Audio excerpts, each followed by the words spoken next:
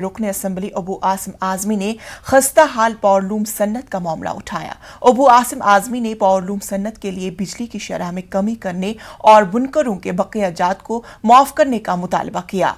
इस मौके पर अबू आसिम आजमी ने महाविकास अघाड़ी हुकूमत की पॉलिसियों को बुनकर मुखालिफ करार दिया। का काम व्यापार करना नहीं है, सरकार का काम प्रॉफिट एंड लॉस देखना नहीं है। सरकार का काम है कि जनता को किसी तरह से जीने का हक मिलना चाहिए। पावरलूम इंडस्ट्री इतनी बड़ी है कि लाखों लोग उसमें काम करते हैं और सबसे बड़ा एग्रीकल्चर के बाद एम्प्लॉयमेंट जो जनरेट होता है वो पावरलूम से होता है। सिर्फ भिवंडी से तकरीबन 20-25 हज़ार करोड़ वो बनता है, कपड़ा बनता है, जिस पे बहुत बड़ी एक्साइज मिलती है सरकार को बहुत कई हज़ारों करोड़ का फ़ायदा होता है।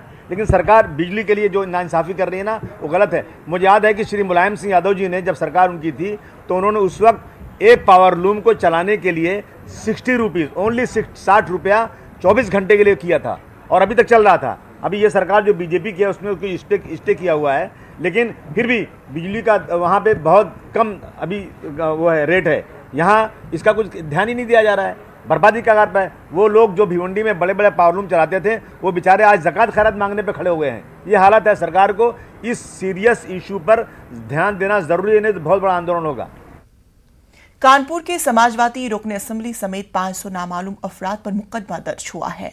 जीत के बाद सोलंकी के हामियों ने विजय जुलूस निकाला था, जिसको लेकर यह मुकदमा दर्ज हुआ है। मुकदमा जुलूस के वीडियो की बुनियाद पर दर्ज हुआ है। समाजवादी पार्टी के लीडरान का कहना है कि इलेक्शन कमीशन ने वोटों की गिनती के दिन देर रात विजय जुलूस पर रोक हटा ली थी, बावजूद इसके कि मुकदमा दर्ज किया गया है।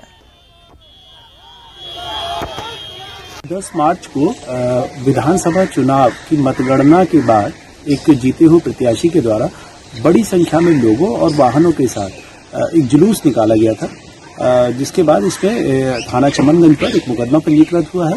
इसमें आगे की